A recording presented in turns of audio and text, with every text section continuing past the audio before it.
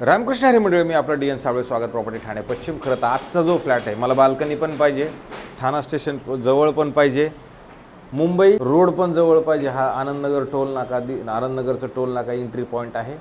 इकडे हे कोपरी म्हणून जे एरिया आहे तो कोपरी एरिया आहे आणि ट्रेनची पटरी आहे.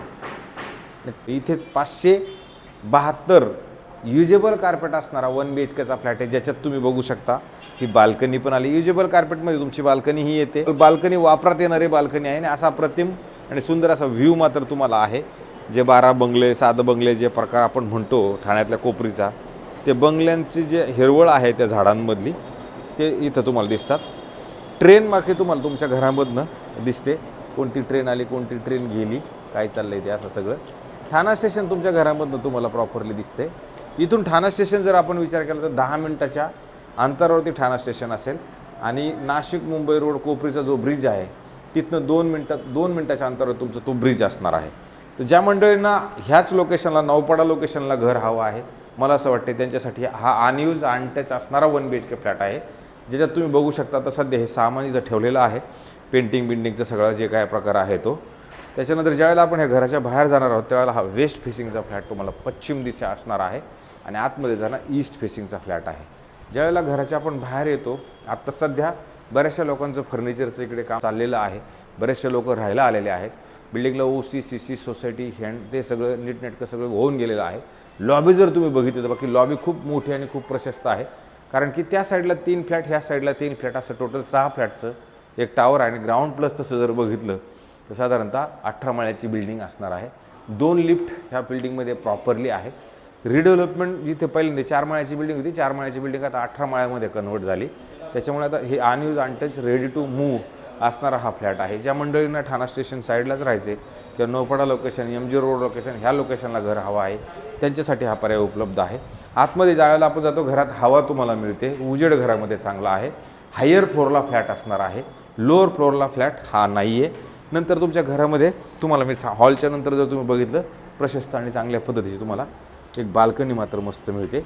आणि बाल्कनीतनं जर आपण इकडं बघितलं तर तुमचं ठाणं शहर बाकी तुम्हाला व्यवस्थित नीटनेटकं दिसतं. आणि समोर जर तुम्ही बघितलं तर पारसिकचा जो डोंगर आहे, मुंब्रा देवीचा जो डोंगर आहे, तो डोंगर मात्र तुम्हाला तुमच्या घरामधनं प्रॉपरली दिसतो. थोडासा वाकून बघितलं तर थोडी खाडी पण मिळते, पण खाडीचं अंतर तेवढं क्लिअर येणार नाही, पण डोंगर मात्र तुम्हाला क्लिअर, सकाळचा सूर्य तुम्हाला त्या डोंगरातनं उगवताना मात्र नक्की दिसणार आहे. त्याच्यानंतर हा जो हॉल आहे, हॉलच्या तुम्ही ह्या साईडला जर बघितलं तर इथं डायनिंगचं खरं तर डायनिंगची सोय आहे, पण सध्या हे सामान ठेवलेलं आहे त्याच्यामुळे तुम्हाला व्यवस्थित अंदाज येईल तसं नाही, असं नाही आहे. त्याच्यानंतर इकडे जर आपण आलो तर इथे मात्र तुम्हाला एक परत वॉशरूम, बाथरूम नवं कोरं चांगल्या पद्धतीचं जॅग्वारचं फिटिंग्स आहेत, चांगल्या पद्धतीने हेही मिळणार आहे. रेपोटेड म्हणता येणार नाही बिल्डर, कारण तुम्ही म्हणणार परत ते रेपोटेड बिल्डर, पण ते रेपोटेड बिल्डर नाही आहे. इथे परत तुमचे फ्रीजचे कपाटाची सोय तुम्हाला इकडे दिलेली आहे.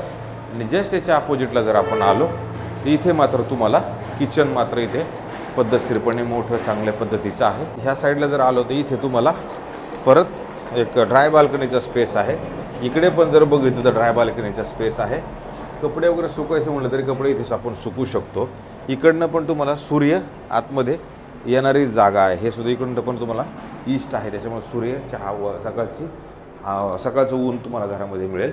नंतर पुढे आल्यानंतर तुम्ही जर बघितलं तर हे आपलं शेवटचं बेडरूम असणार आहे. ह्या बेडरूमच्या ह्या साईडला जर आलं तर इथे तुम्हाला अशी कपाटासाठी जागा उपलब्ध दिली गेलेली आहे. आणि इकडं जर तुम्ही बघितलं तर हा बेड वगैरे तुमचं सगळं मस्त आणि प्रॉपर इकडं सेट होईल. आणि नंतर परत तुम्हाला इथे स्टँडिंग बाल्कनी दिली गेलेली आहे. स्टँडिंग बाल्कनीतनं तुम्ही पुढं बघितलं तर मात्र अशा पद्धतीचा व्ह्यू तुम्हाला ह्याच्यातनं पण मिळतो. भास्कर कॉलनी, नौपाडा किंवा ठाणा स्टेशन अशा पद्धतीचं हे तुम्हाला लोकेशन मात्र याचं एक नंबर आहे. त्याच्यानंतर जर पुढे आलो तर पुढे आल्यानंतर इथे तुमचं वॉशरूम, बाथरूम, टॉयलेट एक आहे. आणि वॉशरूम, बाथरूम, टॉयलेटच्या नंतर तुम्ही इथे जर आलात इथं पण एक तुम्हाला ड्राय बाल्कनीचं स्टोर आहे, पण तुम्ही याला स्टोरेज म्हणून वगैरे सगळं वापरायचं म्हटलं तरी वापरू शकता. अशा पद्धतीचा हा 1 BHKचा फ्लॅट आहे. आता हे जे घरं असणार आहे ह्याचे जे पैसे आहेत हे लोकेशनचे पैसे आहेत. तुम्ही विष्णुनगर, नौपाडा, ठाणा स्टेशन अशा जर क्षेत्राकडे आपण वळालो, इकडल्या क्षेत्रामध्ये तुम्हाला पैशांचा जो भावतावा आहे तो त्या पद्धतीचा असतो. तर हा जो फ्लॅट आहे हा including stamp duty, registration, flat cost, एक पार्किंग, हे सगळं म्हणून 1,35,00,000 रुपये तुम्हाला सांगण्यात येतील. पण निगोशिएशन मात्र याच्यामध्ये नक्की होणार आहे.